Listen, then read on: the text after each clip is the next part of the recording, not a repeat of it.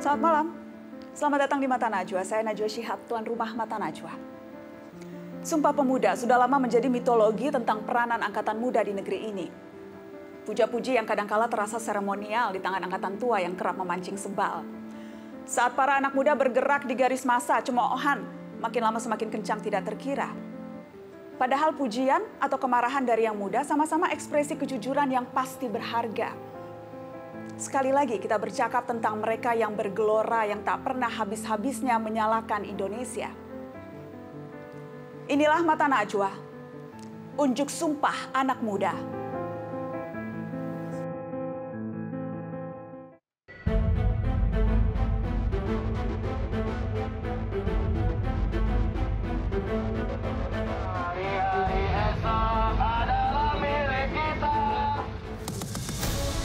Kami dari BEM seluruh Indonesia menyampaikan mosi tidak percaya.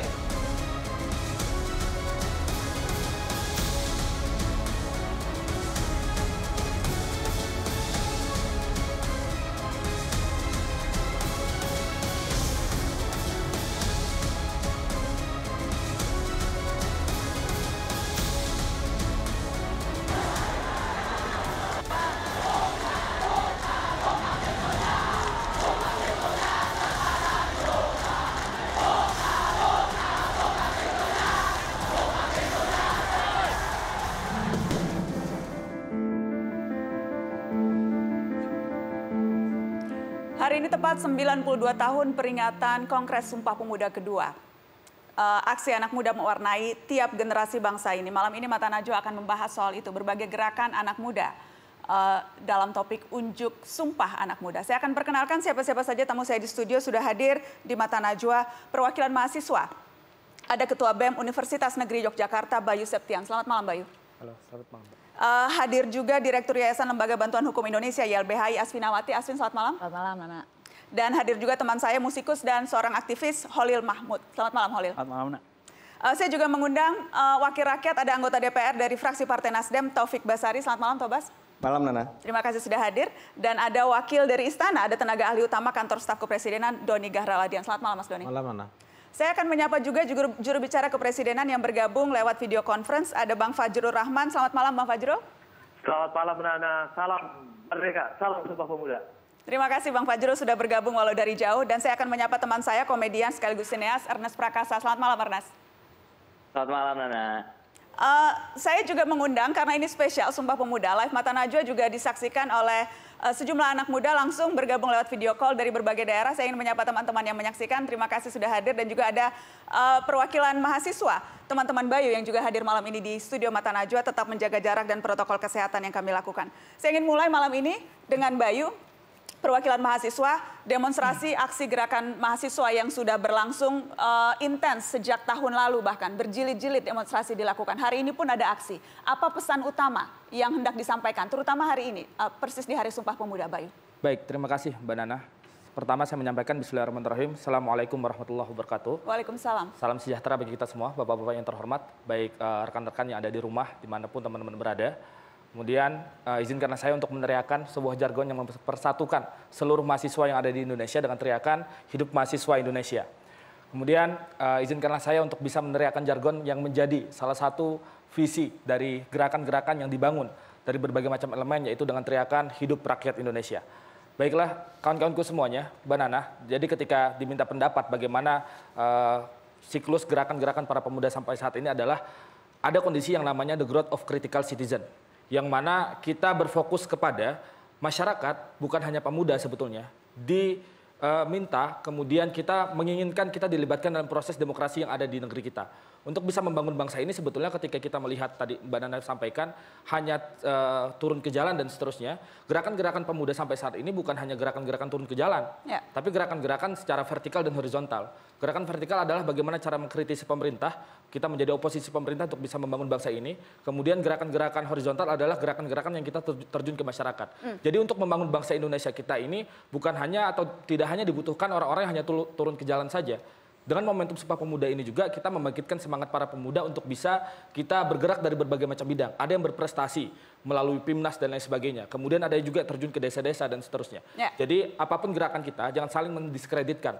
Jadi banyak yang menyampaikan ketika termasuk kita menjadi mahasiswa baru, ada orang-orang yang bilang bahwa oh kamu nggak ikut organisasi, kamu nggak ikut turun aksi dan seterusnya adalah orang-orang yang apatis terhadap kondisi negara. Oke. Itu adalah pernyataan salah. Yang salah. Jadi sebetulnya gerakan-gerakan para pemuda itu bisa bergerak bermanifestasi dalam berbagai bentuk. Betul. Tapi khusus kalau kita bicara tentang gerakan demonstrasi, gerakan aksi mahasiswa yang terjadi belakangan ini, pesan utama yang hendak diteriakan itu apa? Pesan pertama adalah mosi tidak percaya kepada Terhadap? pemerintah, baik eksekutif, legislatif, dan bidang-bidang yang lainnya atau sektor yang lainnya. Yang mana ketika kita meneriakan, kalau coba kita lihat proses demonstrasi yang ada dari tahun yang lalu, mungkin kita bukan bisa sebut tahun 2019 saja, tapi dari tahun-tahun sebelumnya. Kemudian sampai di tahun 2020, 2 periode dan seterusnya, gelombang gerakan itu semakin besar. Artinya apa? Menandakan kepercayaan, tingkat kepercayaan para gerakan pemuda, mahasiswa, dan elemen yang lainnya, buruh, tani, dan lain sebagainya, itu adalah mempertanyakan bagaimana kredibilitas daripada pemerintah untuk bisa merepresentasikan kepentingan daripada masyarakat yang ada. Mosi tidak percaya. Apakah Bayu dan teman-teman mahasiswa merasa pesan itu didengarkan, tersampaikan, merasa mendapat respon dari negara? Sampai saat ini ketika kita melihat gelombang gerakan masih berjalan dan sampai tadi hari ini terakhir gerakan di mana-mana itu bermunculan, artinya respon pada pemerintah itu belum ada. Ketika ada respon dari pemerintah, berarti gerakan-gerakan para masyarakat dan seterusnya akan berhenti karena sudah dilayani dalam proses demonstrasi yang ada. Saya ingin lempar ke Bang Fajrul, juru bicara Presiden. Bang Fajrul, apakah Istana memperhatikan, menganggap serius, mendengarkan berbagai protes dan suara dari mahasiswa ini, Bang Fajrul? Pertama, Nana, hidup mahasiswa Indonesia, hidup rakyat Indonesia. Mataku berkaca-kaca mendengar mahasiswa berbicara tadi, karena mengingat di masa rezim Soeharto Orde Baru, saya divonis 3 tahun, dibuang ke Nusa Kambangan, sejumlah kawan meninggal dan hilang, dan semuanya berjuang untuk demokrasi yang sekarang dinikmati oleh teman-teman mahasiswa yang sekarang luar biasa. Saya berpesan, Nana, jangan takut mereka untuk menyampaikan suara mereka. Istana sangat tegak lurus menghormati demokrasi sesuai dengan konstitusi dan juga sesuai dengan Undang-Undang Nomor 9 Tahun 1999 yaitu tentang hak menyatakan pendapat. Sepanjang mereka tidak melakukan pelanggaran hukum, itu adalah hak mereka untuk menyatakan pendapat dan untuk berunjuk rasa. Jadi istana, Nana, karena tegak lurus dan menghormati demokrasi atau Presiden Joko Widodo ini tegak lurus dengan demokrasi, dengan Undang-Undang Dasar 45 dan Undang-Undang demokratis. Jadi tidak ada masalah, Nana, terhadap apa yang mereka sampaikan. Hak mereka dilindungi oleh Undang-Undang Dasar sejak negara ini berdiri 18 Agustus 1945 Oke. dan Undang-Undang 45. Dan Undang-Undang Nomor 9 Tahun 1999. Mereka dilindungi asal jangan melakukan pelanggaran hukum. Itu saja. Bang Fajrul, Presiden menemui ormas-ormas Islam. Presiden juga sempat mengaku ada hambatan komunikasi publik terkait berbagai protes dan demonstrasi yang terjadi belakangan ini. Adakah rencana Istana untuk menemui teman-teman mahasiswa? Sampai hari ini, Nana, kita mempelajari terus apa yang disampaikan oleh para mahasiswa.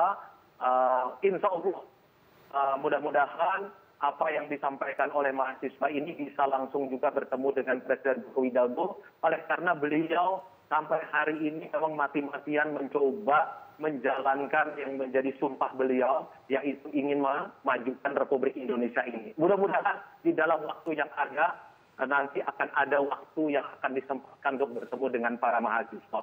Itu menjadi penting, ya. Oke, sebelum break saya ingin ke Aswin. Aswin, soal komunikasi, apakah ini memang hanya persoalan komunikasi publik yang tidak lancar saja yang menyebabkan protes-protes ini muncul, atau ada yang lebih dari itu? Singkat saja. Ada yang lebih dari itu, secara substansi memang dia akan mengambil hak-hak rakyat, jadi substansi itu yang tidak didengar. Gitu. Dan rakyat itu membaca, mahasiswa membaca. Beberapa hari ini korlap-korlap aksi di berbagai tempat ditangkap, di Jember, di Makassar, di mana-mana, Purwokerto, Banyumas, dan lain-lain. Bahkan mereka lagi tidak aksi, ditangkap, dijemput dengan alasan karena ada kerusakan. Dan tidak pernah dibuktikan kerusakan itu oleh siapa dan tidak juga disuruh oleh yang ditangkap gitu. Jadi ada upaya untuk membungkam agar aksi 28 itu tidak jadi. Kalau nggak tidak besar gitu. kita akan bahas soal ini, apakah betul ada upaya pembungkaman yang dilakukan. Dan nanti saya juga akan tanya Bayu, apa pengalaman Anda selama ini berurusan dengan, apakah sempat berurusan dengan aparat dan apakah ada teman-teman Anda yang ditangkap. Setelah pariwara, tetap di Mata Najwa.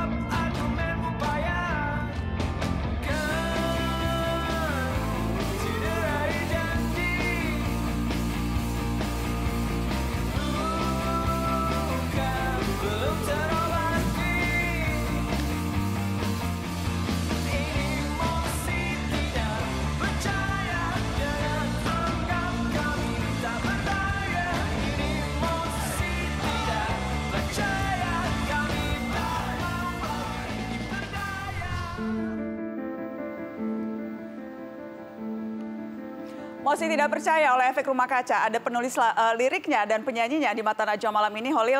Itu menjadi lagu wajib rasanya. Setiap kali ada gerakan anak muda itu jadi anthem pergerakan anak muda. Setiap kali mereka protes melihat isu-isu terkini. Dibuat tahun 2008, tapi rasanya masih terus relevan. Pantas kalau kami marah, kamu dipercaya susah. Jelas kalau kami resah, argumenmu payah. Ini Mosi Tidak Percaya, jangan anggap kami tak berdaya. Ini Mosi Tidak Percaya, kami tak mau lagi diperdaya. Masih pantaskah kalau adik-adik mahasiswa juga marah hari-hari ini?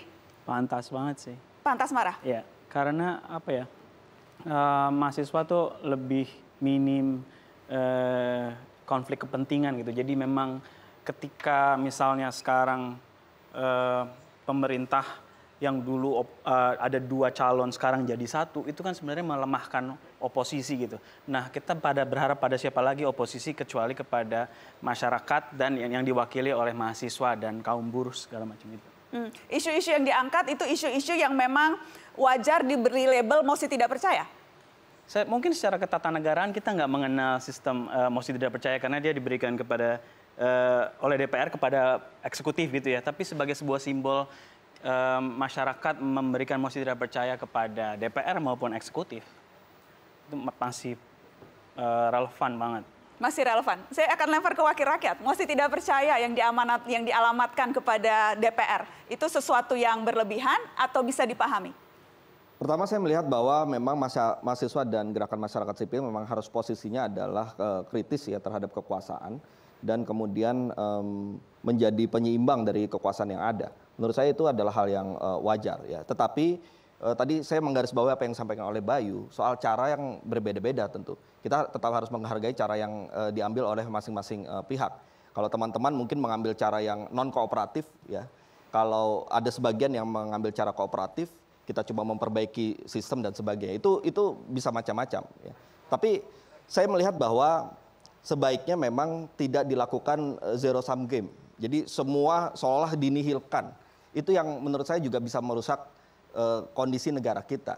Nah oleh karena itulah maka yang paling penting adalah kita buka dialog. Ya. Karena saya meyakini bahwa dialog itu bagian dari bangunan kita untuk mencapai peradaban yang maju. Peradaban selama ini kan dibangun dari dialog atas perbedaan-perbedaan kepentingan. Oleh karena itulah saya selalu mengingatkan kepada pemerintah termasuk juga kepada institusi saya sendiri DPR untuk selalu membuka dialog itu. Tapi di sisi lain juga dan saya mengajak teman-teman untuk otokritik Tobas, sudahkah dialog itu dibuka oleh DPR? Kita sudah mengundang beberapa pihak. Kita juga membuka diri juga terhadap dialog-dialog yang ada. Meskipun harus saya akui ada yang juga tidak menginginkan dialog. Tapi ada sebagian besar dari kita pun juga membuka diri terhadap dialog-dialog itu. Nah tapi juga di sisi lain ada beberapa teman-teman yang mengambil sikap untuk tidak mau mengambil kesempatan untuk dialog tersebut. Nah, tapi ini kan soal cara. Saya tidak pernah menafikan atau merendahkan cara-cara yang ditempuh dari teman-teman yang punya perbedaan cara ini. Ya biarlah, silakan cara-cara ini ada. Tapi yang paling penting adalah saya ingin menjaga negara ini. Tidak ada satu pemerintah yang juga ingin menyengsarakan rakyatnya. Oke. Teman-teman ingin membela rakyat, pemerintah pun juga ingin membela rakyat. Jadi sama-sama kita. Cuman memang cara-cara ini akan berbeda-beda, tapi karena itulah perbedaan-perbedaan ini menurut saya masih sangat bisa kita buka dalam bentuk dialog. Mas Doni, yang kerap muncul kemudian narasi dari pemerintah, apakah dari menteri atau dari istana soal demonstrasi yang dilakukan oleh mahasiswa atau oleh kelompok-kelompok lain, kerap kali memang mengatakan tidak apa-apa, itu hak berdemonstrasi, hak menyatakan pendapat, hati-hati ditunggangi. Selalu ada pesan seperti itu. Atau kemudian baca dulu, jangan asal ngomong begitu. Apakah memang salah kalau ada kesan tampaknya sejumlah pihak meremehkan aksi yang dilakukan mahasiswa, dianggap akan mudah ditunggangi, dianggap tidak baca dulu, dianggap hanya asal ngomong. Salahkah kesan itu, ada kesan meremehkan mahasiswa? Pemerintah tidak pernah ya meremehkan gerakan mahasiswa ya. Kalaupun ada statement hati-hati ditunggangi, itu hanya sebagai warning ya, supaya kemudian mahasiswa lebih mawas diri ya. Dan terbukti memang kan sampai sekarang steril dari kepentingan-kepentingan itu. Betul tadi yang dikatakan bahwa gerakan mahasiswa sekarang yang paling steril dari kepentingan apapun dan murni menyuarakan apa yang memang menjadi keberatan. Nah, terkait dengan harus ada komunikasi yang baik, betul, karena apa? Karena kalau kita mau beradu argumentasi, kita harus berbasis pada data dan fakta yang sama gitu. Harus pada basis pemahaman yang sama dulu gitu. Jadi kalau yang satu bilang A, yang satu bilang B, ya, tapi platformnya berbeda, ya ini nggak akan ketemu gitu. Ya misalnya Omnibus Law ya kita baca dulu sama-sama, ya. Lalu di mana letak perbedaannya? Baru kita berbicara basisnya itu. Nah ini yang saya pikir sikap pemerintah agar kita punya basis pemahaman yang sama dulu. Bisa berbeda tapi basisnya sama dulu. Itu yang paling penting. Dan memang sekali lagi cara berkomunikasi menjadi sangat penting, ya, bahwa kita ingin menjelaskan, ya, kita ingin memberikan keterangan tentang apa sebenarnya Undang-Undang Ciptaker ini, sejelas-jelasnya kepada publik, ya, sehingga bila mana ada keberatan, di mana keberatannya, lalu kita ya bertukar pikiran di situ. Itu yang paling utama. Mau ditanggapi, Bayu, silakan. Boleh. Saya pertama ingin menanggapi tentang pernyataan dari Pak Fajrul Rahman ya. Menyampaikan bahwasannya kebebasan berpendapat itu dijamin oleh undang-undang. Tapi bagaimana dengan kondisi di lapangan yang represivitas itu di mana-mana gitu. Seolah-olah semua sektor sudah dikondisikan seperti yang disampaikan oleh Mbak Asvin tadi. Bahkan sebelum aksi, kawan-kawannya mungkin lagi makan, lagi di restoran dan seterusnya, atau mungkin lagi nongkrong, itu diciduk untuk bisa diamankan dan seterusnya. Padahal belum ada waktu aksi. Kemudian tadi disampaikan juga akan mempelajari gerakan-gerakan mahasiswa. Pertanyaan kita adalah butuh seberapa banyak lagi gerakan-gerakan yang dilakukan oleh mahasiswa dan butuh seberapa besar lagi gerakan-gerakan mahasiswa itu atau mungkin berbagai macam elemen ya untuk bisa dipelajari oleh pihak pemerintah. Sampai saat ini pun gejolak di mana-mana, mulai dari tahun lalu, kemudian sampai tahun ini berjilid-jilid aksi di mana-mana kayak gitu. Kemudian disebut oleh Pak Fajrul Rahman untuk bisa mempelajari dulu, baru kita ajak ketemu. Dan kemarin pun sebetulnya kawan-kawan yang ada di pusat ketika aksi diajak bertemu oleh pihak negara, oleh KSP kayak gitu. Tapi kita menolak sama sekali. Kenapa? Kita ingin bertemu dengan presiden kita yang kita pilih. Kita memiliki hak pilih untuk memilih presiden. Yang kita pilih itu bukan KSP-nya, tapi kita ingin memilih wakil rakyat kita yang menduduki sektor eksekutif di dalamnya, seperti itu, yaitu yang terhormat Presiden Joko Widodo. Oke, saya ingin ke Asvin. Asvin, tadi Anda katakan bahwa perlakuan aparat negara terhadap para demonstran bisa diceritakan lebih spesifik karena sesungguhnya kita ingat apa yang terjadi tahun lalu ketika mahasiswa memprotes revisi Undang-Undang KPK. Ada satu kasus yang kemudian mencuat yang menimpa pelajar STM, Lutfi. Kita akan lihat cuplikan kasusnya dan nanti saya akan tanya ke Anda apakah hal-hal seperti ini juga terjadi. Kita lihat yang ini.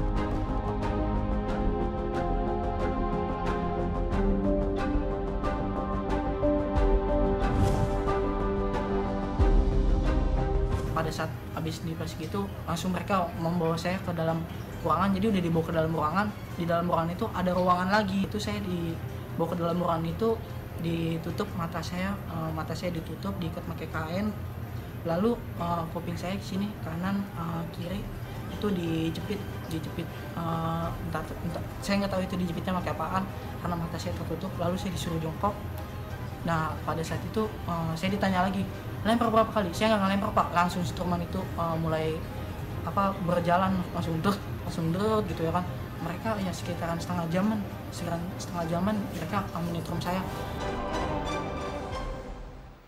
Ya, kita ingat itu pengakuan Lutfi yang mengatakan bahwa ia disetrum di kantor polisi, kemudian dipaksa untuk mengaku melakukan pelemparan. Itu sempat ramai tahun lalu. Apakah tahun ini LBH menemukan peristiwa-peristiwa serupa yang terjadi pada teman-teman demonstran? Ya, jadi saya harus mengaku bersalah bahwa saya sudah tidak sanggup lagi melihat rekaman video orang yang ditangkap ya dengan berbagai kekerasan itu. Jadi kan selalu ada itu ya di tim advokasi. Foto udah bengep-bengep, saya udah hampir nggak kuat lagi melihat itu. Dan banyak teman-teman di advokasi, karena itu bukan cerita 1-2. Lebih banyak yang dipukul daripada yang tidak dipukul. Gitu, baik ketika di kantor polisi, tapi lebih banyak ketika ditangkap. Dan sebagian dari mereka itu betul belum aksi, baru sampai di tempat aksi dan lain-lain. Kami mencatat setidaknya ada 11 perlakuan, mulai diancam untuk dicabut beasiswanya, kemudian orang yang ditangkap didatangi oleh polisi, begitu ya, belum lagi yang didoxing, kemudian memaksa tanda tangan pernyataan tidak akan aksi lagi, dikriminalisasi dengan kausalitas yang aneh gitu ya. Kemudian framing kan, dia melakukan kekerasan, memfitnah, bagaimana bisa melakukan kekerasan sampai ke tempat aksi saja tidak. Sekarang kemudian dibenturkan dengan ormas. Padahal katanya itu revisi ormas, Perpu ormas supaya ormas tidak bertingkah laku seperti penegak hukum. Tapi bertingkah laku seperti penegak hukum nggak diapa-apakan lagi gitu. Jadi sulit sekali buat orang-orang yang mengalami itu bisa menerima bahwa tidak ada apa-apa. Jadi ini adalah sebuah penolakan terhadap fakta. Kalau saya gini, tadi ya zero sum game itu. Kalau faktanya sudah tidak diakui, bagaimana bisa ada perbaikan? Kalau kita berdebat di level, oh mungkin perbaikannya kurang waktu, kita masih bisa berdebat di situ. Baik, kita akan lanjutkan setelah pariwara. Tetap di Mata Najwa.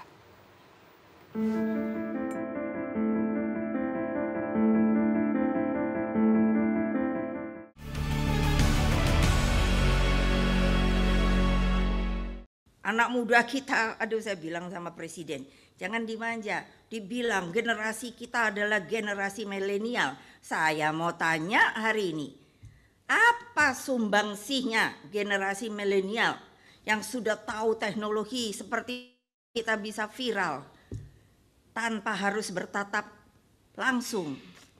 Apa sumbangsih kalian pada bangsa dan negara ini? Masa hanya demo aja? Nanti saya dibully, saya nggak peduli. Hanya demo aja, ngerusak. Apakah ada di dalam aturan berdemo? Boleh saya kalau mau debat. Ada aturan dalam demo, diizinkan karena ketika reformasi kita masuk ke dalam alam demokrasi, ya. Tapi adakah jawab aturannya bahwa untuk merusak? Tidak ada, saya yakin. Kalau ada orang bilang ada Bu, mana dia? Sini. Ya, itu pernyataan terbaru dari Ketua Umum PDI Perjuangan yang juga Ketua Dewan Pengarah Badan Pembinaan Ideologi Pancasila bertanya, apa sumbangsih anak muda? Rasanya pertanyaan itu akan saya lemparkan ke Ernest Prakasa, teman saya. Ernest, tolong dijawab dong Bu Mega, apa sumbangsihmu Ernest? Tolong jawab Ernest. Iya, pertama-tama mungkin mau meluruskan, kayaknya kalau demonstrasi itu lebih ke agensi ya, bukan milenial juga. Saya nih masih milenial loh hitungannya, saya sih boro-boro demo gitu, anak udah 2 gitu, nggak kepikiran juga.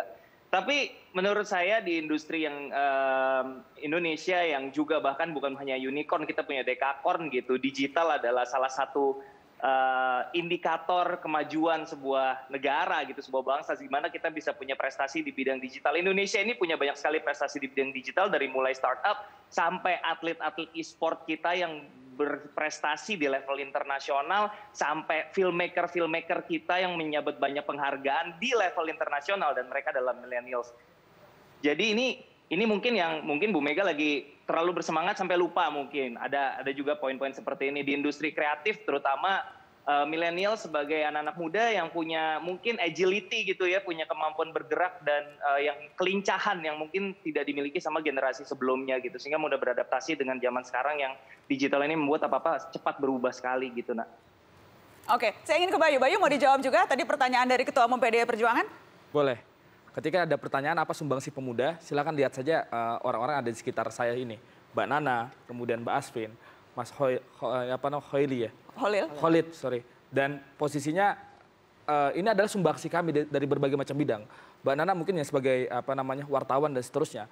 Mbak Asvin di usia mudanya ahli hukum. Kemudian ada musisi, ada seniman dan lain sebagainya. Tadi Bu Mega mempertanyakan demo bisanya hanya merusak. Jangan hanya berfokus kepada kerusakan yang terjadi. Padahal aksi-aksi di setiap wilayah sebetulnya tidak semuanya ada kerusuhan.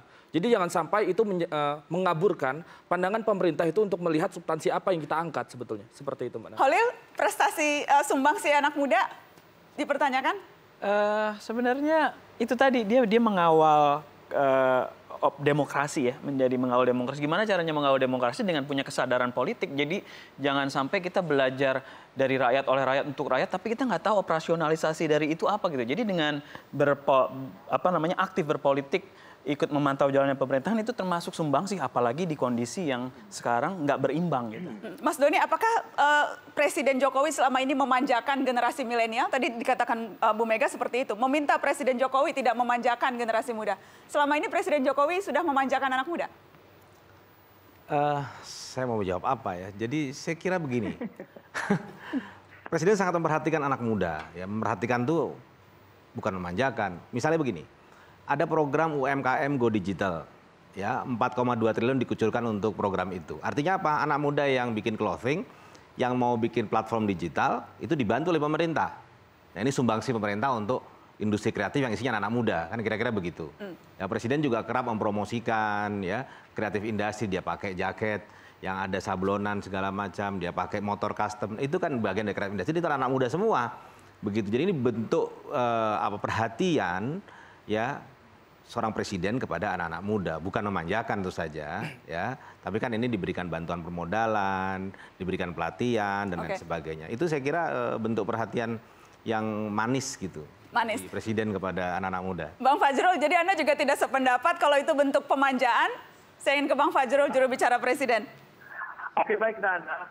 Pertama, terima kasih Bayu. Ternyata sama kita ya pemilih Jokowi Widodo sebagai Presiden di 2019. Terima kasih, tapi Anda sudah memanfaatkan juga kesempatan Anda untuk melakukan kritik. Kemudian yang kedua, saya ingin menjawab dulu nanti yang sebelumnya ya. Pak Mahfud sudah mengatakan sebagai Menko Polhukam bahwa apabila ada pelanggaran yang dilakukan oleh penegak hukum, itu akan diselidiki dan akan ada sanksi-sanksi yang tertentu yang akan dikenakan kepada mereka. Kemudian yang kedua tentu kita juga menghimbau, misalnya ketika ada aksi demonstrasi di Jakarta, kerusakan fasilitas umum kan jumlahnya 65 miliar, itu yang harus menggantinya. Nah itu, makanya hak berdemonstrasi itu boleh, tapi jangan merusak fasilitas umum, jangan kemudian juga mengundang kerusuhan sara. Kemudian yang berikutnya adalah, berapa lama kami mempelajari? Yang sudah kami pelajari dan kami sampaikan kepada Presiden adalah kritik-kritik yang disampaikan oleh berbagai pihak termasuk mahasiswa, misalnya kepada Undang-Undang Cipta Kerja, tolong didorong ke Mahkamah Konstitusi. Mahkamah Konstitusi itu adalah lembaga yang dihasilkan dari reformasi. Apabila ada persoalan undang-undang dengan undang-undang dasar, bawa ke Mahkamah Konstitusi. Kalau zaman saya dulu dengan dengan Bang Tobas itu Taufik Basari, nggak ada yang namanya MK. Datang ke DPR, berhadapan dengan pagar DPR, berantem dengan petugas keamanan dan pulang ke rumah hanya kepala yang pecah misalnya seperti itu. Sekarang sudah ada, bawa ke MK. Nah, saya dorong nih Bayu nih, seluruh Indonesia, teman-teman mahasiswa yang pintar-pintar, yang IPK-nya 4,0 semua, coba datang ke MK, ajukan judicial review ke MK terhadap keberatan-keberatan Anda. Dan saya juga berharap Nana dorong mereka, anak-anak mahasiswa, untuk membuat judicial review terbaik sehingga bisa dibawa ke MK. Nah, sehingga apa yang disebut tadi, mosi tidak percaya, jangan hanya di jalanan, jangan merusak, tapi boleh menyatakan pendapat bahwa itu secara intelektual ke dalam Mahkamah Konstitusi. Saya tempat Taufik Basari itu bisa legislatif review juga bisa, Nana. Jadi terkait dengan Ibu Megawati tadi, Pak Jokowi itu mengatakan bahwa bonus demografi itu harus diisi oleh pemuda yang berdaya saing secara global dan berkualitas. Oke. Dan tidak bisa kuantitas itu tanpa kualitas. Tidak bisa, Nana. Nah itu, sepakat sebenarnya dengan Ibu Megawati, Pak Joko Widodo. Nggak ada masalah. Sama. Cuma Ibu Megawati kan jangan terlalu dimanjakan. Tapi Pak Jokowi kan sangat menyayangi kaum muda. Oke. Wah, kalian berkuantitas, tapi kalian juga berkualitas. Saya ingin lempar ke Asvin soal selalu memang jawaban yang disampaikan adalah masuk ke jalur Mahkamah Konstitusi, judicial review, apapun protes-protes yang diarahkan sudah ada forumnya, yaitu Mahkamah Konstitusi. Jawabannya sebenarnya ada dua. Pertama tadi soal yang penangkapan ya. Bang Fajrul Rahman ini kan pernah ditangkap bahkan diadili. Apakah Bang Fajrul Rahman merasa dia bersalah meskipun sudah ada vonis atas nama dia? Saya yakin tidak, dan banyak orang juga menganggap tidak. Kemudian Bang Fajrul Rahman dan kawan-kawan ini sering sekali mengajak petani berdemonstrasi pada zaman Orde Baru.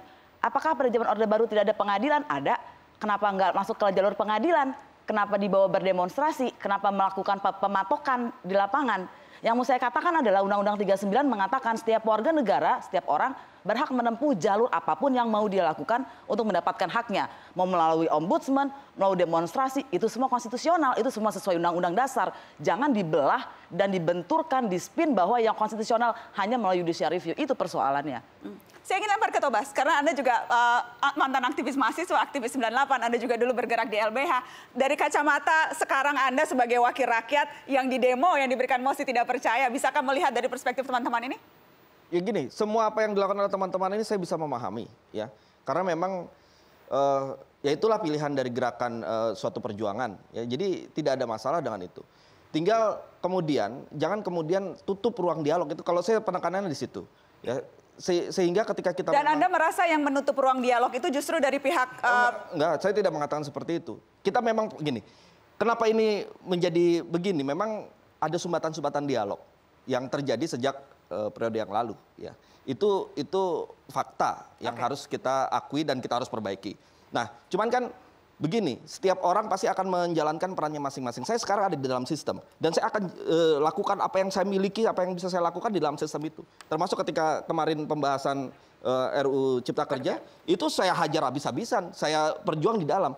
Nah, tapi kan masing-masing tentu ada perannya masing-masing. Oleh karena itulah maka ketika kita ingin melakukan perjuangan, ya silahkan lakukan itu.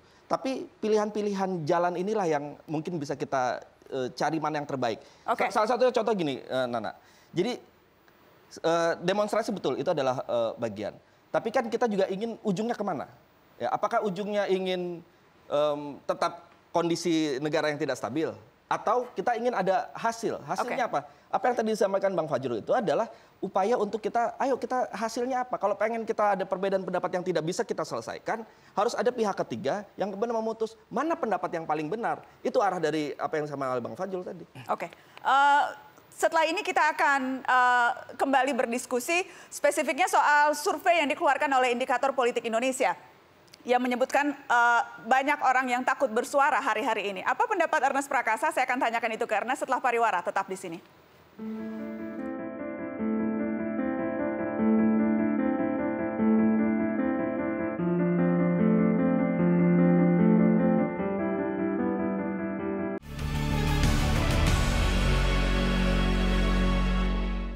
Ada 36% yang mengatakan bahwa Indonesia saat ini menjadi kurang demokratis.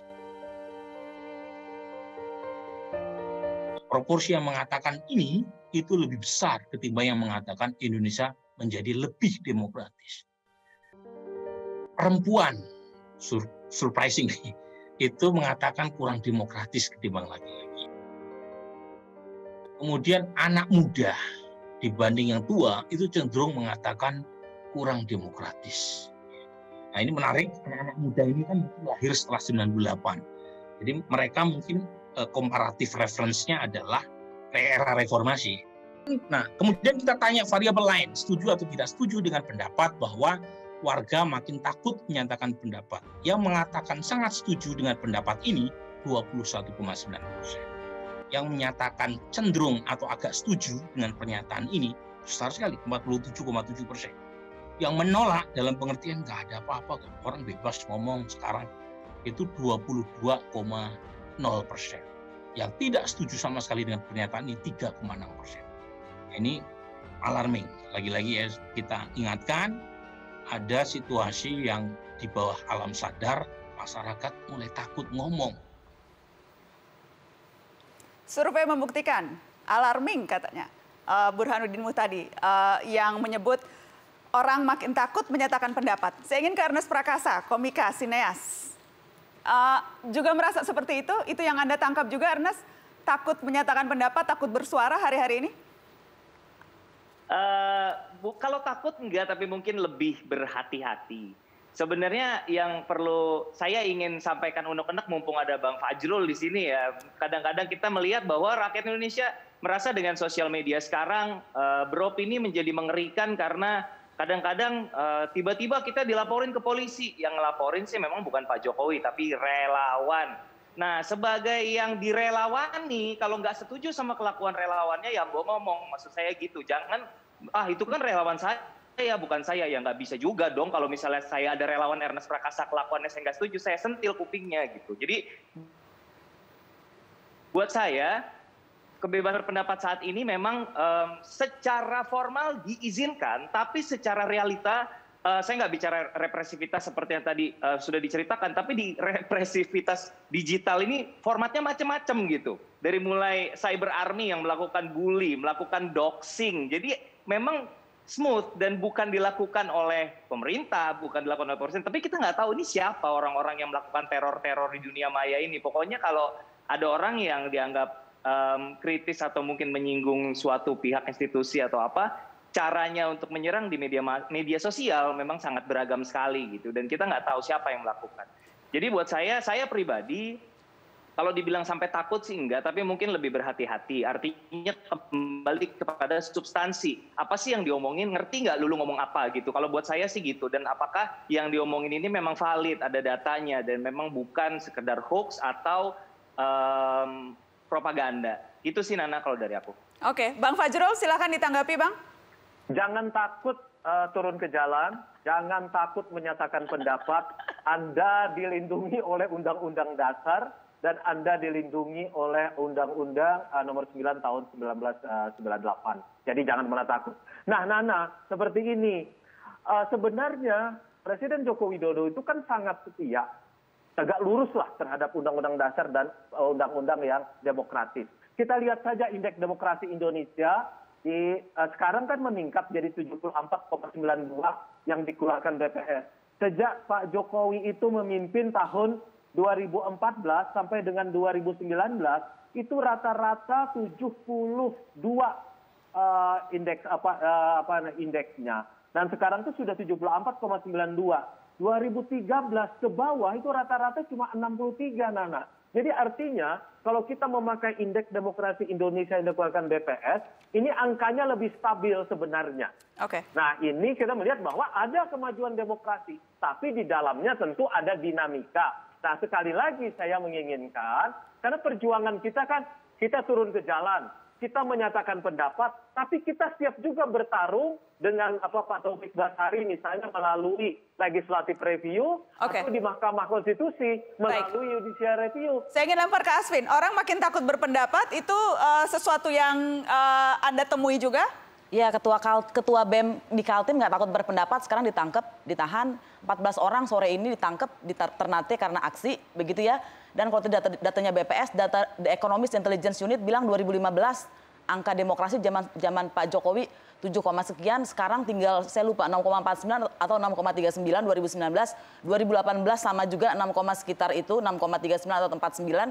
Jadi pada masa awal Pak Jokowi berkuasa saja sudah jatuh, apalagi kalau dibandingkan 2014, 2013, 2012 itu semua lebih tinggi daripada zaman Pak Jokowi, kecuali pada tahun 2015 yang 7 itu. Jadi memang turun, dan kalau lihat datanya itu terkonfirmasi dengan The Freedom House gitu. Jadi saya nggak tahu bagaimana BPS bisa mengeluarkan data itu. Saya ingin lempar ke Bayu. Bayu, ini membuat menjadi berpikir 2 kali kalau melakukan aksi, atau seberapa jauh ini mempengaruhi teman-teman di lapangan? Pertama, dengan idealismenya mahasiswa, sama sekali kita tidak takut ya terhadap represivitas yang ada di lapangan maupun di luar lapangan. Cuman di sini saya ingin menyampaikan, yang disampaikan oleh Pak Fajrul tadi bahwasannya kita diberikan kebebasan buat berpendapat dan seterusnya. Sebetulnya represivitas yang terjadi bukan hanya di lapangan ketika kita aksi. Tapi pasca aksi pun, sebelum aksi pun itu terdapat represivitas. Kawan-kawan kita di daerah menyampaikan pasca aksi mereka diteror. Bahkan ada yang diteror oleh orang-orang yang tidak dikenal. Disodorkan senjata api. Tapi untungnya kawan-kawan kita itu dijaga oleh kawan-kawan yang lain. Jadi kita pasca aksi, ketua BEM di beberapa daerah itu, saya tahu di daerah Sumatera bagian selatan, mereka pasca aksi harus mengikuti protokoler pasca aksi dalam tanda kutip, dijaga oleh kawan-kawannya dan seterusnya. Kemudian di Kota Magelang saya mendapat kabar dari kawan-kawan saya bahwasanya tembakan gas air mata yang ditembakkan oleh aparat itu sampai ke perkampungan warga, bahkan sampai ke perumahan warga dan masuk ke dalam rumah warga. Artinya apa? Ini bagaimana kebebasan berpendapat itu yang diberikan kepada kita. Kemudian Mbak Nana yang terakhir, saya ingin menyampaikan bahwasanya kita di UNY itu ada yang tertangkap juga. Kemudian ketika tertangkap, kepalanya bocor. Ketika proses penyelidikan tidak ditangani dengan baik, kemudian hanya diikat dengan kain, seolah-olah itu sebagai penabur lukanya, padahal tidak sama sekali untuk bisa mengurangi rasa sakit. Pasca itu di luar baru disebutkan kita membawa ke rumah sakit dan seterusnya. Oke, silakan Bang Fajrul, Kerusakan dari fasilitas publik di Jakarta karena aksi itu 65 miliar. Kalau Anda diminta pertanggungjawaban, apa yang Anda lakukan? Pak Fajrul, kita bukan berfokus kepada kerusakan yang ada. Artinya apa? Ketika memang ada kerusakan yang terjadi, silakan ditindaki dengan tindakan hukum yang ada. Oke. Negara kita ini negara hukum. Nah, silakan bisa ditindaklanjuti dengan proses hukum yang ada. Jadi jangan berfokus kepada kerusakan yang ada, tapi kita berfokus kepada substansi yang kita angkat. Baik, Bang. Sementara mereka menegakkan hukum, tetapi Anda mengelak terhadap semua kerusuhan SARA. Bang Fajrul, setiap mau ada kekerasan CCTV mati loh. Kami mengamati loh. Setiap jam 6 mau dipukul masa aksi CCTV mati. Siapa yang matikan? Nggak mungkin mahasiswa, nggak mungkin kami. Tapi Nana, kalau menurut saya begini. Kalau soal tindakan represif itu sama sekali memang harus dilarang. Kita tetap harus mengingatkan terus kepada para penegak hukum tidak boleh melakukan tindakan represif. Ya. Di sisi lain, penegak hukum juga harus menjaga agar tidak ada tindakan-tindakan kerusakan yang terjadi ketika ada aksi-aksi unjuk rasa. Kalau menurut saya itu clear. Siapapun kita di Komisi 3 misalnya kita selalu mempertanyakan itu kalau misalnya ada tindakan represif dari aparat penegak hukum. Oke. Ya. Dan harus kita proses, itu satu. Yang kedua, kalau bicara soal kebebasan berpendapat, memang di era revolusi industri 4.0 ini yang menuju 5.0, itu persoalan kompleks. Ada persoalan di satu sisi freedom of expression, di sisi lain ada soal juga terkait dengan hoax, fitnah, kemudian hate speech, dan sebagainya yang di sini pun juga harus dilakukan penegakan hukum. Jadi itu yang kemudian menjadi kesulitan bagi kita ketika kita memilah mana yang freedom of expression, mana yang hate speech. Kalau menurut saya hate speech siapapun itu menurut kita di negara demokratis kita harus lawan itu semua. Karena itu penegakan hukum tetap harus dilakukan meskipun freedom of expression pun juga harus kita jaga. Baik, menarik karena tadi disebutkan soal siapa yang melakukan pembakaran, siapa yang melakukan perusakan. Yang jelas lewat keterbukaan data dan teknologi di era digital ini kita bisa menganalisa peristiwa. Salah satunya kita bisa menganalisa apa yang terjadi di balik perusakan pembakaran halte di Sarinah. Saya ingin tunjukkan eksklusif temuan tim Mata Najwa tentang siapa sesungguhnya pelaku pembakaran halte Sarinah. Ini dia. Laporan ini disusun dengan menganalisis visual dari berbagai sumber terbuka. Foto viral ini jepretan Ari Basuki, fotografer merdeka.com. Dari foto inilah penelusuran dimulai. Orang inilah yang pertama menyulut api di halte Sarinah. Orang ini, dan ini saling mengenal satu sama lain. Mereka bergerombol datang pukul 16.41 dari arah Jalan Sunda. Tak langsung beraksi, para pelaku melakukan observasi selama beberapa menit. Mulai dari memotret, mondar-mandir, hingga mengetik di handphone, entah berkomunikasi dengan siapa. Pada momen di menit 16.53 ini, kita bisa melihat tujuan pelaku datang ke lokasi memang bukan untuk berdemonstrasi, tetapi membakar halte. Di saat masa berlari menuju perempatan Sarinah menerobos barikade polisi, si pelaku dengan santai tetap fokus mencari api untuk membakar halte. Cukup lama di sana, ia lalu kembali lagi ke halte pada menit 16.57. Ia kembali ke titik api pada menit 16.59. Lalu kembali ke halte membawa penyulut api yang lebih besar. Kali ini ia diikuti oleh teman yang berbeda. 3 menit kemudian, pelaku terekam sedang membakar halte bagian selatan. Ini adalah kobaran api pertama di dalam halte. Video ini memperlihatkan bahwa tak ada titik api selain di bagian selatan halte. Video ini diambil pada 17.12. Terlihat dari orang ini dan ini yang tampak di CCTV. Di rekaman, terlihat api semakin membesar. Video ini diambil pukul 17.20. Terlihat dari sekelompok orang ini yang juga muncul di CCTV. Dari video ini terlihat pelaku mulai merusak sisi utara halte. Video ini diambil 17.22, terlihat dari orang ini muncul di CCTV. Ini adalah momen yang terekam dalam foto viral di media sosial. Si pelaku membakar sisi utara halte dengan api dari sisi selatan. Usai melakukan itu, api mulai membesar di bagian utara.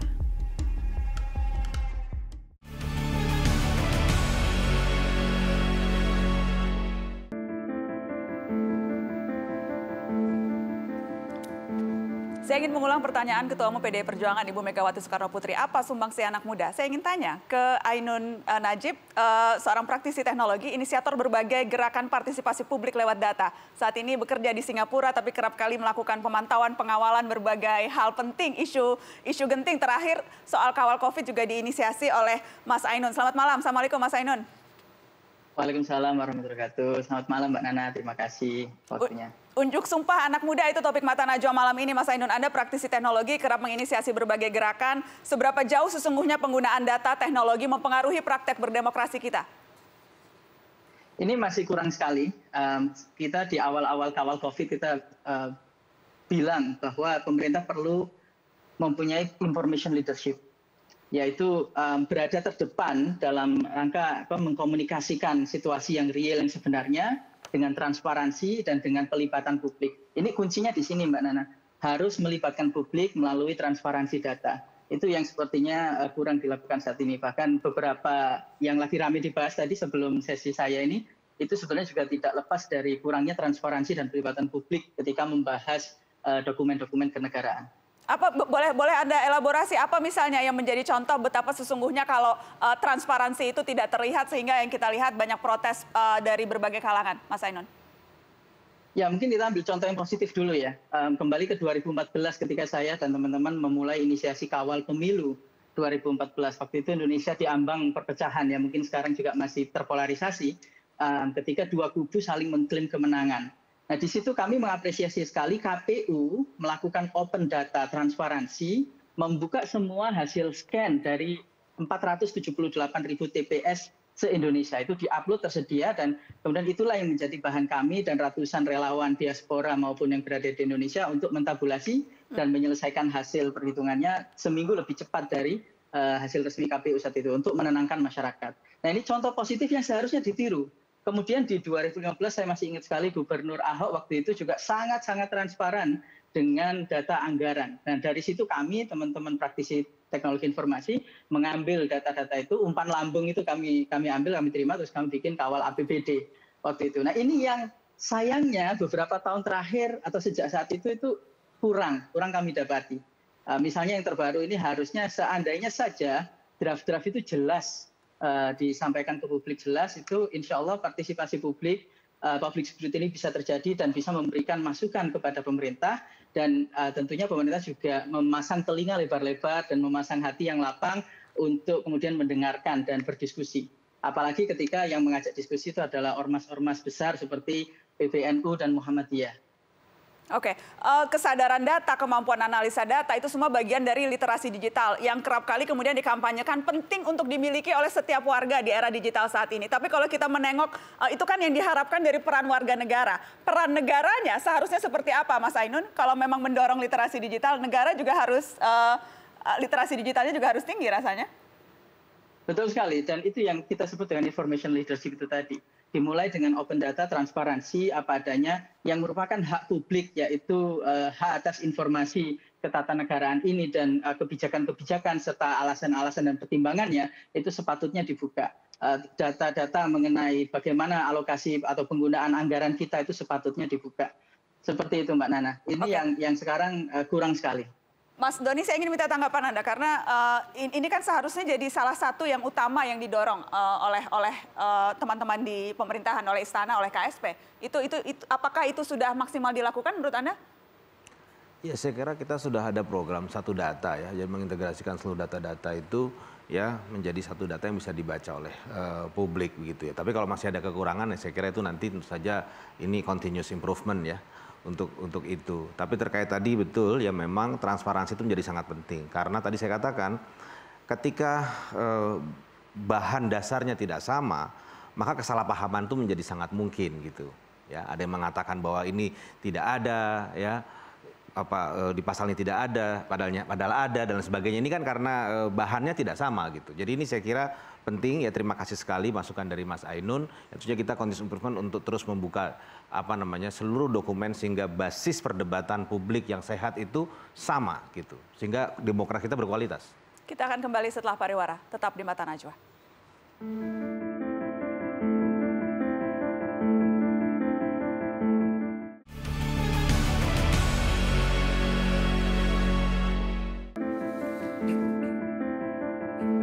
Lewat keterbukaan teknologi pula sebetulnya kita bisa mencari tahu siapa di balik berbagai peristiwa. Contohnya tim Mata Najwa yang membuka berbagai CCTV yang memang terbuka untuk publik dan membuka berbagai video yang bertebaran di media sosial untuk melihat dan melacak siapa pelaku perusakan halte Sarinah. Saya ingin ke Asvin. Asvin, apakah pola-pola seperti ini juga Anda temukan? Iya, jadi kebanyakan kalau yang berakhir katanya rusuh itu karena masa aksi ditembaki gas air mata bahkan sebelum melewat jam 5. Gitu, dan kemudian ada pengejaran gitu. Jadi kekerasan duluan menimpa mas aksi, ya mereka berlarian nabrak sana nabrak sini gitu. Kemudian siapa yang melakukan dalam banyak kekerasan itu tidak jelas juga. Tidak seluruh aksi melakukan kekerasan, tapi di framing pasti aksi rusuh. Dan pimpinan korlapnya itu kemudian banyak yang ditangkap, dipanggil. Sekarang lagi banyak sekali di Polda Jatim dipanggil sekarang mahasiswa setelah sebelumnya korlap. Jadi seakan-akan kalau ada korlap, ada aksi, ada rusuh, maka yang bertanggung jawab atau ada pot yang pecah yang bertanggung jawab si korlapnya. Kan nggak bisa begitu. Yang melakukan, yang ditangkap ya harusnya yang melakukan kekerasan itu. Dan itu nggak banyak sekali yang tadi kita lihat juga begitu. Ada yang menyambit-nyambit bukan berada di deretan massa loh. Ada video-video. Berada di deretan polisi pakai baju hitam-hitam. Masa dibiarin sama polisi nyambit-nyambit dan nyambitnya pasti ke massa kan? Oke, saya ingin ke Bayu. Dalam prakteknya di lapangan, seberapa jauh sebetulnya mahasiswa, korlap mahasiswa bisa mengontrol pergerakan yang ada di lapangan? Kita mengontrol dari kawan-kawan kita, baik dari elemen manapun ya. Saya pun melihat ketika aksi di tanggal 8 Oktober, kalau tidak salah, saya melihat ketika ada kerusuhan, kawan-kawan dari elemen buruh, elemen petani, dan seterusnya, mereka mengamankan masanya untuk bikin border, kemudian mobil komando untuk mundur. Karena kebakaran udah besar di depan, tembakan gas air mata sudah di mana-mana kayak gitu. Dan kita pun melihat beberapa orang-orang yang tadi disampaikan, bukan berada di dalam barisan untuk bisa menciptakan sebuah kerusuhan itu. Dan kita pun silakan, saya nggak usah berbicara banyak, visualisasi sudah ditunjukkan. Biar masyarakat yang lebih cerdas bisa menilai apakah kerusuhan yang terjadi, yang selalu diangkat oleh pemerintah bahwasannya gerakan-gerakan daripada segala elemen yang terjun ke lapangan adalah gerakan-gerakan yang timbul kerusuhan, merusak suatu bangsa dan seterusnya. Tapi dengan kondisi tayangan seperti itu, kita kira jangan sampai gerakan-gerakan kita itu yang bermoral dan berintelektual, itu dikambing hitamkan dengan pernyataan-pernyataan beberapa orang, entah ditunggangi, disponsori, dan seterusnya. Terakhir Mbak Nana, saya ingin menyampaikan bahwasannya ketika ada pernyataan pemerintah yang cukup viral kemarin, bahwasannya aksi daripada mahasiswa dan lain sebagainya itu adalah aksi-aksi yang ditunggangi. Nah ini saya ingin luruskan bahwasannya aksi yang disponsori, ditunggangi dan seterusnya, kita anak-anak daerah untuk bisa membersamai kawan-kawan kita yang ada di pusat, kita patungan kawan-kawan kita yang ada di kampus, mengalah untuk kita ada yang nggak berangkat, kemudian mengirimkan perwakilan setiap kampusnya untuk berangkat ke pusat membersamai kawan-kawan yang ada di sana. Anda dari Jogja ke Jakarta ini patungan sendiri? Betul, kita patungan dengan kawan-kawan yang ada di Yogyakarta, kemudian kawan-kawan yang lain juga seperti itu untuk sewa mobil dan seterusnya. Akhirnya dengan kondisi seperti itu malah menimbulkan amarah baru. Para mahasiswa menghidupkan api amarah bahwasannya tidak benar kita itu disponsori dan ditunggangi. Bang Fajrul, silakan Bang Fajrul. Ya, aku instruksi ya. Pertama, apabila memang ada bukti-bukti yang ditemukan oleh timnya Nana dari Mata Najwa, kemudian yang ditemukan oleh Asvina, oleh Bayu, atau oleh siapapun, kan kita merujuk kepada apa yang dinyatakan oleh Menko Polhukam, yaitu Pak Mahfud MD, bahwa beliau tidak akan membiarkan semua pelanggaran itu terjadi. Nah, apabila dimungkinkan, tolong semua bukti itu disampaikan kepada kepolisian atau dimintakan pertemuan dengan Pak Menko Polhukam, yaitu Prof. Mahfud MD. Kita ini sama-sama menjaga demokrasi konstitusional. Nana menjaganya, Astina menjaganya, Bayu menjaganya. Kita semua menjaga demokrasi konstitusional.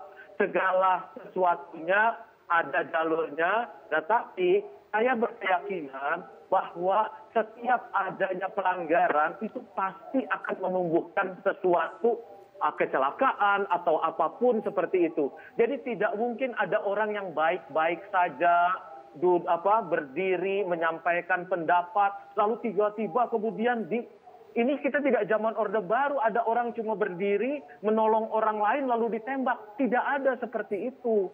Kita betul-betul Presiden Joko Widodo itu dengan komunikasi belusukannya, dengan kesetiaannya pada demokrasi, menginginkan semuanya Nana kan orang hukum, aku orang hukum, Astina orang hukum, mari kita bawa kepada jalur hukum. Kita tegakkan hukum setegak-tegaknya, Nana. Baik, Bang Fajrul, untuk klarifikasi saja, tim Mata Najwa sudah menyampaikan temuan kami ke polisi dan polisi mengatakan masih diburu dan sulit untuk memburunya, masih mengumpulkan bukti-bukti untuk memburu. Tapi yang jelas semua bukti yang berhasil kami kumpulkan telah kami serahkan ke polisi. Kita akan tunggu apakah memang ada tindak lanjut dari polisi. Jadi bagian itu saya harus clearkan, bukan hanya kami tayangkan di TV, tapi kami juga minta klarifikasi ke polisi. Saya ingin lempar ke Asvin. Tolong ditanggapi tadi apa yang dikatakan Bang Fajrul, bahwa tidak mungkin, ini bukan Orde Baru, Asvin, tidak mungkin orang berdiri tidak ada apa-apa ditangkap, pasti ada asal muasalnya, itu dikatakan Bang Fajrul. Tanggapan Anda? Fakta beda dengan ilusi, fakta itu disaksikan dengan mata sendiri. Dalam hukum tidak dikenal testimonium di auditu, yaitu orang seperti Bang Fajrul yang tidak ada di tempat kemudian mengatakan ini. Dengar dari orang lain saja nggak punya nilai pembuktian, apalagi nggak ada di tempat, apalagi hanya berdasarkan keyakinan. Dan itu yang sebetulnya betul sekali kata kawan saya, itu yang membuat mahasiswa makin marah karena fakta itu tidak diakui. Kalau fakta itu diakui, tapi penanganannya mohon maaf masih lambat, itu orang nggak apa-apa. Tapi kan sekarang pemerintah sekarang sudah pada level tidak mengakui fakta. Dan negara demokratis seperti apa? Dalam berbagai saya lempar ke Tobas, silakan Tobas. Ajukan Asvina kepada kepolisian. Oke, dalam beberapa kesempatan saya juga selalu mengingatkan kepada pihak kepolisian bahwa tindakan represif itu tidak akan membuat suasana menjadi kondusif, malah menjadi tambah tidak kondusif. Oleh karena itulah maka pendekatannya adalah pendekatan yang tidak represif, itu satu. Yang kedua, saya juga ingin mendorong sistemnya berjalan. Seperti yang dikatakan oleh Mas Fajrul tadi, bahwa ketika memang ada temuan-temuan, termasuk tadi yang ditemukan oleh pihak narasi, itu disampaikan ke polisi dan sudah. Dan kita dari Komisi 3 tentu akan kawal itu, akan pertanyakan bagaimana tindakan-tindakan selanjutnya. Dan kita ingin orang-orang yang tadi terpampang di dalam video itu, ya harus ditangkap, dicari dan ditangkap. Itu yang kedua. Yang ketiga, yang paling penting juga, ya kita kan juga pernah di lapangan ya. Mas Doni, Asvin, semua juga pernah, Mas Fajrul apalagi pernah di lapangan. Jadi memang harus diakui bahwa psikologi massa itu tentu berbeda ya. Kalau misalnya kita ingin menjaga massa kita itu mungkin bisa. Tapi ada satu dua yang mungkin bisa terlepas, itu jangan tutup juga kemungkinan-kemungkinan itu. Artinya segala kemungkinan bisa terjadi. Saya tidak sama sekali tidak ingin menuduh bahwa ini dilakukan oleh pihak masa aksi yang demonstrasi ya, tapi bahwa ada kemungkinan psikologi massa itu membuat ada satu dua orang yang melakukan tindakan-tindakan tertentu, itu selalu terbuka. Oleh karena itu kita buka saja pikiran-pikiran kita buka saja segala kemungkinan, tapi yang paling penting adalah penegakan hukum harus berjalan, tapi juga tindakan represi yang tidak perlu, yang eksesif itu ya tidak boleh dilakukan. Singkat Asvin. Betul. Ada Perkap 1 2009 tentang penanganan penggunaan kekuatan dan ada level 1 sampai 5 sampai 6. Itu tidak diikuti di lapangan. Masa aksi yang sama tadi aksi karena tidak direpresi, tidak ada kerusuhan. 2 hari yang lalu aksi tidak ada kerusuhan. Jadi masa aksi yang sama kadang-kadang bisa ada rusuh, kadang-kadang enggak. Apakah karena dia? Pasti enggak. Karena ada represi, justru itulah terjadi kerusuhan. Sama Mbak Nana, jadi dengan pernyataan pemerintah seperti ini, perwakilan pemerintah, siapa yang sebetulnya membuat hoax itu? Masyarakat ataukah pemerintah? Yang kita dituduh bahwasannya seolah pemerintah itu sebagai seorang malaikat bisa menentukan mana yang salah, mana yang benar. Seperti itu, Mbak Nana. Bang Fajrul? Tidak. Mari kita sama-sama menegakkan hukum. Ini negara hukum, bukan negara kekuasaan. Kita sudah hafal luar kepala soal itu. Mari dibantu. Misalnya dalam kasus Papua, ketika terjadi penembakan terhadap seorang tokoh agama, Presiden Jokowi memerintahkan kepada Profesor Mahfud MD, Menko Polhukam, untuk membentuk tim gabungan pencari fakta. Semua pihak dibawa ke sana dan kemudian ketika ditemukan, diduga ada kemungkinan aparat dan itu diumumkan. Pak Jokowi sebagai presiden dan Pak Mahfud MD yang juga setia kepada demokrasi, kita setia kepada demokrasi dan negara hukum, kita tidak tebeng aling-aling terhadap ini. Jadi hindari segala tuduhan-tuduhan yang tidak berdasar. Mari kita sama-sama menegakkan hukum. Oke, Pak Mari Fajrul, kita sama-sama menegakkan terakhir di sini kami mahasiswa menyampaikan ketika memang ada prosesi aksi yang ada, kami ingin wakil rakyat kami yang kami pilih ketika mereka berkampanye panas-panasan dan seterusnya untuk hadir bersama kami di lapangan, berpanas-panasan bersama, kita berdialog bersama mahasiswa, kemudian dengan elemen yang lainnya ketika prosesi demonstrasi yang ada. Kami butuh presiden kami, di mana presiden kami ketika kami mengunjungi di Istana Negara, di Istana Merdeka dan seterusnya. Jadi sampai saat ini sama sekali kita tidak melihat batang hidung dari yang terhormat Insinyur Presiden Joko Widodo seperti itu, Bapak. Baik, kita akan kembali setelah pariwara. Tetap di Mata Najwa.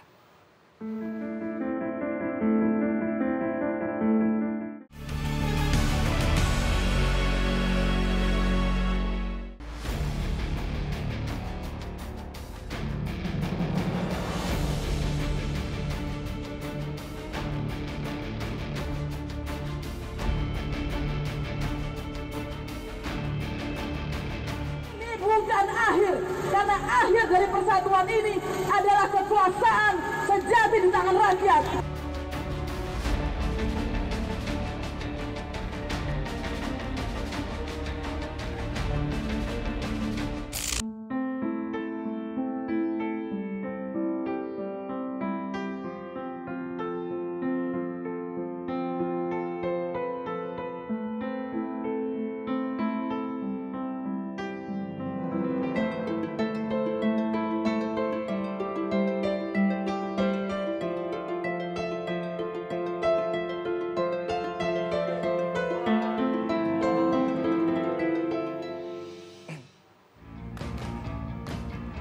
Sebuah syair yang pernah diutarakan oleh seorang komedian, Abdur Arsyad, mengatakan bahwasannya Indonesia ibaratkan dengan kapal tua yang bergerak tak tahu arah.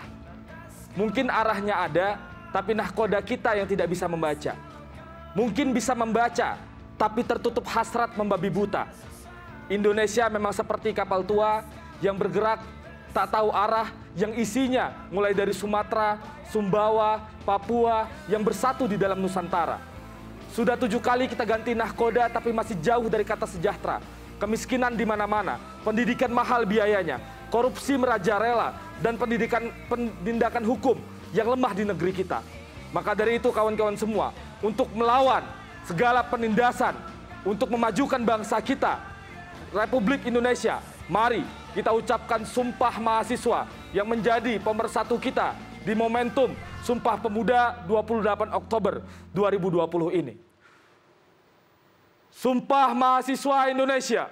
Sumpah Mahasiswa Indonesia. Kami mahasiswa Indonesia bersumpah. Kami mahasiswa Indonesia bersumpah. Bertanah air satu. Bertanah air satu. Tanah air tanpa penindasan. Tanah air tanpa penindasan. Kami mahasiswa Indonesia bersumpah. Kami mahasiswa Indonesia bersumpah. Berbangsa yang satu. Berbangsa yang satu. Bangsa yang gandrung akan keadilan. Bangsa yang gandrung akan keadilan. Kami mahasiswa Indonesia bersumpah. Kami mahasiswa Indonesia bersumpah. Berbahasa yang satu. Berbahasa yang satu. Bahasa yang gandrung akan kebohongan. Bahasa yang gandrung akan kebohongan. Bahasa tanpa kemunafikan. Bahasa tanpa kemunafikan. Hidup mahasiswa. Hidup mahasiswa. Hidup rakyat Indonesia. Hidup rakyat Indonesia. Hidup perempuan Indonesia. Hidup perempuan Indonesia. Terima kasih sudah menyaksikan Mata Najwa malam ini. Selamat malam teman-teman. Sampai jumpa.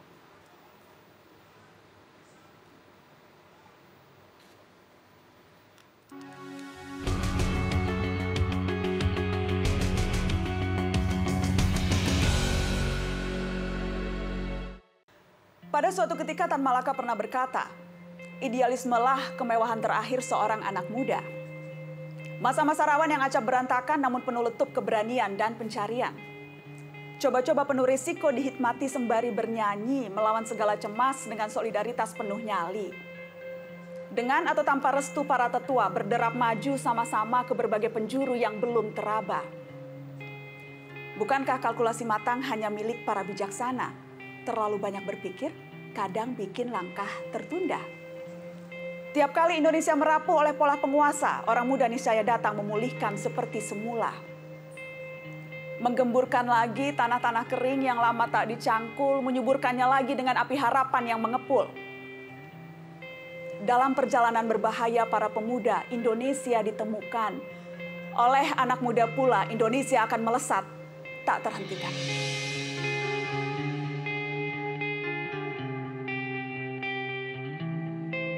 Dengarlah nyanyi sunyiku, bait risauku, rindu terpendamku, menyala dalam hayatku, duka padamu, duka padaku, saling lebu menghalau awan mendung. Kemanusiaan itu seperti terang pagi, rekahkan harapan, menepis kabut gelap, niatkan kunjung terkepal, bekik menebal terjadi.